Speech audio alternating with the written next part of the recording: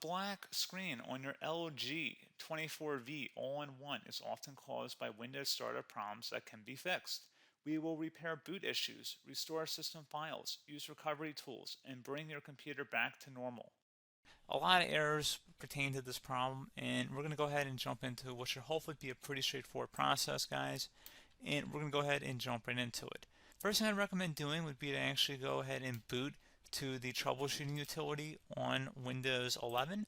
So if you do a hard power off 3 times in a row, Windows should automatically attempt to launch the startup repair utility.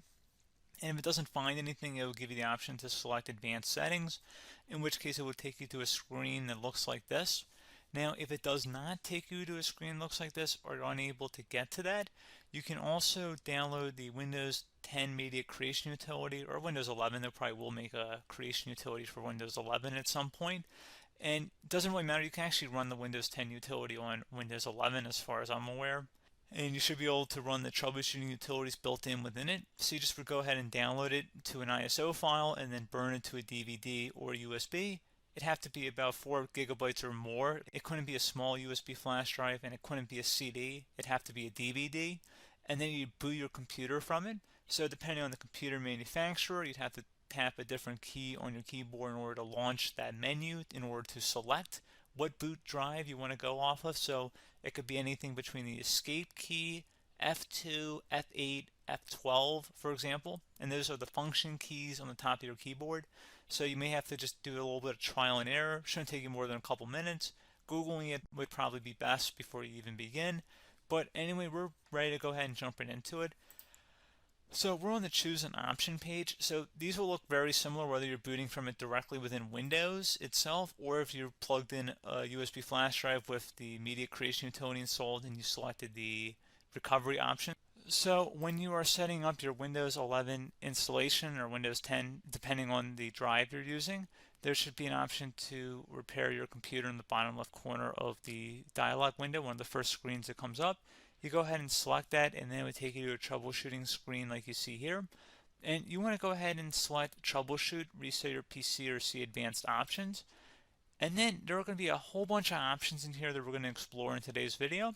The first one, we're going to actually go underneath advanced options and then select startup repair, fix problems that keep Windows from loading. So go ahead and select that first.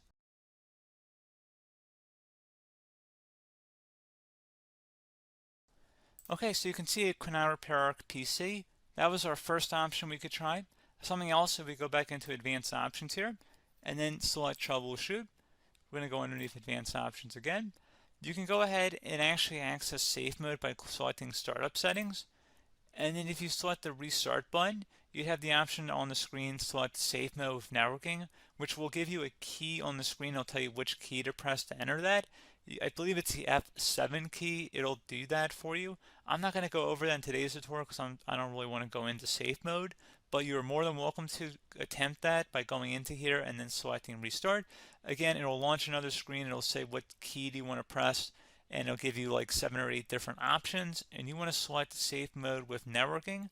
There's also an option for a command prompt too, but that's going to be something we're going to cover later in this video, and we don't even have to go through that in order to access it. So that's why I'm not going to really push for that, because unless you know exactly what's causing the problem, you probably don't need to go into safe mode. Unless you're trying to recover files, in which case then you definitely can go into safe mode, but we're trying to actually recover our computer here. So I hope that makes sense. Something else we can also try here as well would be to uninstall updates, remove recently installed quality or feature updates from Windows. So if you go ahead and select that, you can uninstall the latest quality updates, which generally is the more day-to-day updates. Feature updates are the less regularly released ones, like the big ones. I would equate it to service packs in like Windows 7 and Windows Vista and Windows XP. So larger updates that occur once or twice a year at most. And the quality updates are more just a regular update. So probably obviously depend, it'll take longer if you're going to try and uninstall the latest feature update versus quality update. And maybe you don't need to go back that far. So just giving you guys a couple of pointers with that. Something else you can also look at here, and we're going to jump into the command prompt in a little bit, but you can select System Restore, which will use a restore point recorded on your PC to restore Windows. And this is something I would highly recommend here, guys. So select Next. Assuming you have a restore point saved on your computer, you go ahead and select the most recently created one, and you'll select next, and then you'll select the drive. You shouldn't actually have to select the drive. You can scan for affected programs, but we're going to keep it all default here, and then we're going to select finish. So once started, system restore cannot be interrupted. Do you want to continue? I think we're going to select yes. I don't think we have anything better to do on our computer right now, so just give it a moment here to initialize. It will take a couple minutes to run, obviously depending on how large your hard drive is and how much is saved on the system restore point. So just give it a couple minutes here.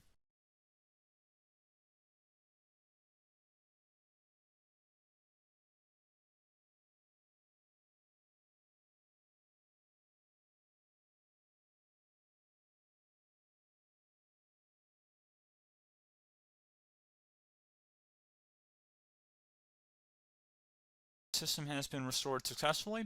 We're going to go over a couple different methods in addition to that if that did not work. So I'm just going to pause the video and we're going to start back on the recovery screen that we started with. Okay, so a couple other things we can try here too. If you go back into Troubleshoot, you can select Reset Your PC, while you choose to keep or remove your personal files and then reinstalls Windows. You can select to keep my files, which will remove apps and settings but keeps your personal files. You can also select Remove Everything, which will remove all of your personal files, apps, and settings. So this is more of a factory reset, the second option here. First option, it should not delete all of your personal files. However, it will pretty much clear most of your programs. And keep in mind, there's no guarantee that your information, number one, is even still available and easily recoverable on your computer to the point that you actually would be able to recover anything. And the second point is that there's always a chance that it won't actually recover and it will just do a factory reset anyway. So there's no guarantee that actually would keep your files anyway. So I would recommend trying to get a recovery tool and backing that up first before selecting it anyway. But again, those are a couple different options. And then something else you can try here if you go back to the choose an option. Another option, if you go underneath choose an option and select troubleshoot, advanced options, and now select where it says command prompt. Okay, so the first thing we should do is type our main hard drive here. In most cases, it should be the C drive. So you just do a C colon and then hit enter on your keyboard. So once you're underneath the C drive, we're going to type in dir and then hit enter on your keyboard. It should have program files, users, and Windows all in there. That's how you know you're in the right directory.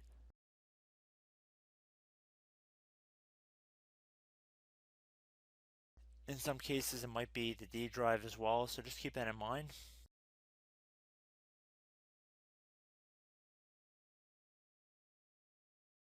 Next thing we're going to do is type in cd space / Windows / system32 / config, and then you're going to hit enter on your keyboard.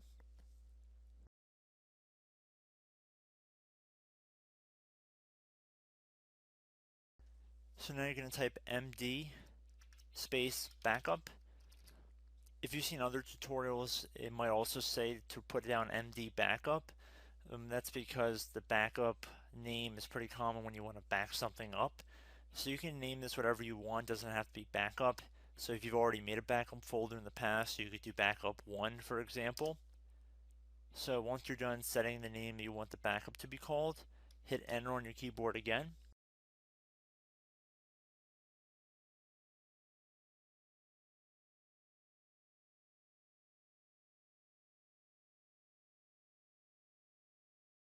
At this point you want to type copy, C-O-P-Y, space, then you want to do the star symbol above the 8 key, then do a period or a dot, whatever you want to call it, then another star sign, and then another space, and then type backup, and then hit enter on your keyboard.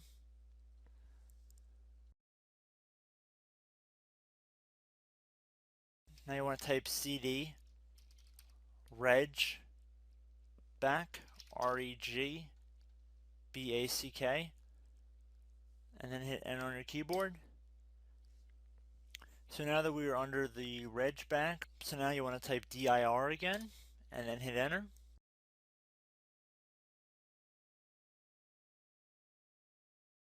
So now at this point we're going to type copy again. So copy, space, star sign,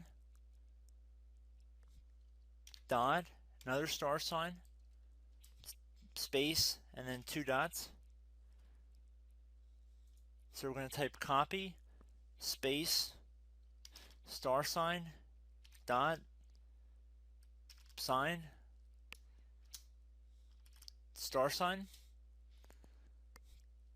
dot, dot, and then hit enter on your keyboard again. So for overwrite, you want to overwrite all. So type A on your keyboard, so capital A, and then hit enter on your keyboard.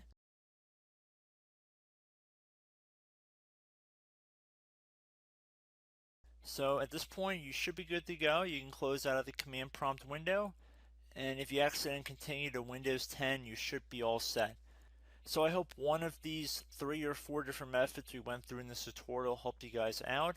Again, I'm not sure if you guys heard me earlier, but try to go back into your safe mode if possible and uninstall any programs you know might be conflicting with the Windows startup if you can get into safe mode. So just keep that in mind. Something very simple like that could be blocking up everything. So again, I hope this tutorial helped you guys out, and I will catch you in the next tutorial. Goodbye.